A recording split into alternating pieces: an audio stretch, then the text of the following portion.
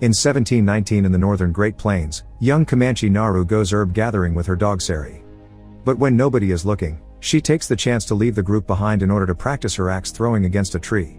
There, she notices some paw prints on the ground and follows them to find a white-tailed deer that she decides to hunt. The idea is to sneak around and surprise attack, but the sound of a rumble in the sky scares the animal away. Naru and Sari follow it, and Naru throws her axe at it, but she fails and the axe ends up stuck on a tree instead. While she recovers it, Sari keeps going and accidentally gets his tail caught in a bear trap. Forgetting about the deer, Naru rushes to rescue her dog and take care of his tail with some healing herbs. She also inspects the trap because she's never seen something like this before, but she's interrupted by the sky rumbling again. When she looks up, she sees a mysterious shape falling, and she believes it to be the legendary Thunderbird. Believing this is a sign to finally initiate her rite of passage, Naru goes to see her brother Tabe to ask him to take her with his party next time he goes hunting, and while he's skeptical, he accepts. Then, Naru goes back to the tribe to drop off the herbs she's gathered. While getting some medicine ready for the chief, Naru's mother Aruka wonders why her daughter must hunt when she's great at many other things, so Naru explains it's because they all think she can't. Meanwhile, it's revealed that the rumble from the sky actually belongs to a spaceship that drops an alien known as Predator on Earth. He's strong and fast, and his technology comes with camouflage that makes him invisible, plus heat vision goggles. Back to Naru, she returns to the forest to pick up some orange flowers her mother needs and keeps some for herself in her bag. When she returns to the tribe, she learns a mountain lion has taken one of their men and a hunting party is leaving to find them. Naru follows them, intending to join them, but some of the men don't want her there because she wasn't trained to hunt like them. Tabe comes in her defense, explaining she's good at tracking and medicine, so she's allowed to join them because she may be useful. Predator is in the area too, busy killing a snake. Following the tracks left by the mountain lion, the hunting party eventually finds their wounded friend Puhi. The hunters build a stretcher while Naru takes care of the Puhi's injuries, including feeding him some of the orange flowers, which will cool his blood. Now the party is ready to take Puhi back, but Tabe stays behind to find the mountain lion. Naru wants to stay with him because she thinks there's something else besides the lion. It doesn't make sense for Puhi to be alive, meaning something dangerous must have scared the lion away. Tabe turns her down though, and makes her leave. At first, Naru walks away with the party as her brother told her to, but she stops when she notices some weird things around her, paw prints too big to be a bear's, a carefully skinned snake, and blood on the top of a tree. She wants to warn Tabe, so the party sends Pak with her for safety while the others go back to their tribe. The pair finds Tabe and help him hunt for the lion by using Naru's plan, because Tabe wants to give her the chance she asked for. While Tabe lays down the bait, Naru and Pak climb a tree to wait for the lion, and the meeting comes sooner than expected. The lion jumps high enough to push Pak off the tree and kill him, then it jumps on a branch to go after Naru. She slowly steps back as she tries to defend herself with a spear, but suddenly, she gets distracted by the rumble in the sky again. This gives the lion the chance to come after her, throwing her off the tree and knocking her out. When Naru wakes up later, she's back in the tribe, and Aruka explains Tabe dragged her back. Puhi has survived thanks to her medicine too, so Aruka thinks Naru should perhaps dedicate her life to medicine instead of hunting. Their conversation is interrupted when Tabe returns with the lion's body, an achievement for which he's honored by the chieftain. Naru is still sure there's something more dangerous in the woods and wants to go after it, but Tabe doesn't let her. She's already tried hunting and failed, it was all him who brought the lion back. The next morning, Naru decides to disobey and go after the mysterious presence with only Sari as company.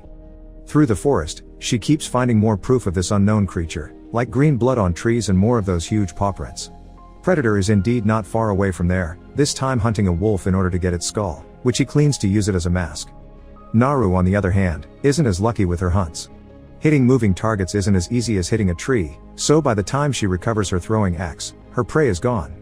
Fortunately, she comes up with an idea. She ties some vines to make a rope that she then ties to the axe, allowing her to throw it and instantly get it back without losing time. This finally lets her hunt a bunch of rabbits to feed herself and the dog. After lots of walking, Naru comes across a herd of skinned bison with some bullets on the ground around them. However, she doesn't know what bullets are and thinks the strange creature did this. When she leaves the area, she accidentally steps into quicksand. Thankfully, she still has her axe with her, so she throws it at a tree and once it manages to get properly stuck, she uses the rope to pull herself out. Meanwhile, Predator comes across the bison too, which warns him there are dangerous hunters in the area. Back to Naru, after washing up in the river, she comes across a grizzly bear that she intends to hunt.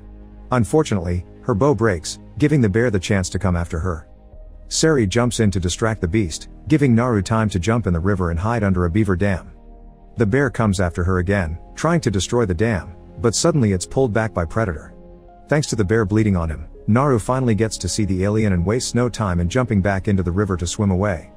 Predator sees her but lets her go because he doesn't find her dangerous.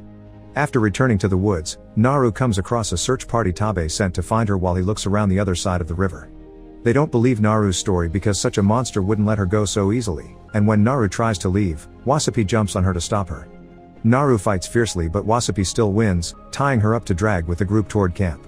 However, they stop when they hear some weird noises and red lights appear on Wasapi's chest. Staying invisible among the trees, Predator shoots and kills Wasapi, and when he comes nearer to recover his darts, the other hunters manage to hit him with an arrow. This causes the camouflage cloak to malfunction and reveal Predator to the naked eye. The men jump in to fight him, but Predator is no match for them and kills them easily. While he's distracted fighting, Naru approaches Wasapi's body to recover her things and cut off the rope, allowing her to run away. When she makes it to an open field, Naru comes across a hunter that had scouted ahead. He wants to fight back, but soon the red lights appear on his body too. Knowing what they mean now, Naru begins running away as Predator jumps on and kills her fellow tribesmen. She's so concentrated on keeping her eyes on the enemy that she doesn't see a bear trap on the ground and gets her leg caught in it. Predator comes after her, considering his options, but he suddenly runs away when he sees a group of French traders coming to see who fell into their trap. The traders knock Naru out and when she wakes up later, she finds herself in a cage at their camp.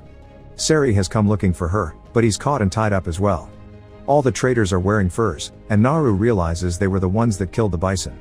One of these men, called Raphael, knows how to communicate with her and asks her for information on Predator, who he thinks is a hunter looking for the strongest opponent. Naru tells them nothing, causing the traders to decide to reveal they've also captured Taabe and now they're hurting him to make him smell of blood. Then, Taabe and Naru are tied to a tree as prey to attract Predator so the traders can shoot him from their hiding spots. However, the traders didn't take into account Predator's camouflage, and he approaches them without them knowing to start killing them one by one.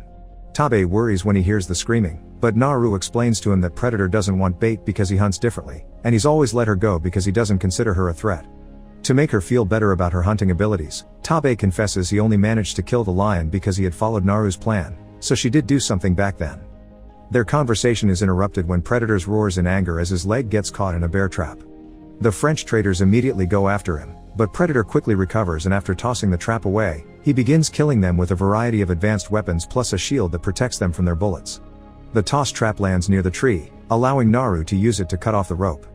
Now free, Taabe leaves to find some horses and Naru goes to rescue Sari while Predator takes out most of the remaining men with a grenade. At the French camp, the traders are picking up their things to flee, and they intend to kill Sari. Naru jumps in to fight them and kill them all, and once she frees her dog, she sends him to find Taabe. Then she begins applying herbs to her injuries, and that's how Raphael finds her. He's missing a leg, so he asks for a deal. He'll give her his flintlock pistol and teach her how to use it in exchange for medicine. Naru accepts and shares her orange flowers with him. She also gets to keep the piece of alien technology she finds on his leg. Meanwhile, Predator is taking care of his own injuries before going to the camp as well. Naru hears him coming and quickly hides while Raphael pretends to be dead. Thanks to the orange flowers cooling his blood, the trick actually works and Predator can't see it until he accidentally steps on Raphael, making him scream.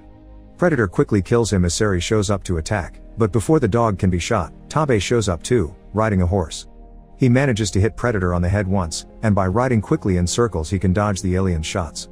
After failing to use the pistol correctly, Naru yells at Predator to distract him, allowing Taabe to jump off the horse and land a hit on him.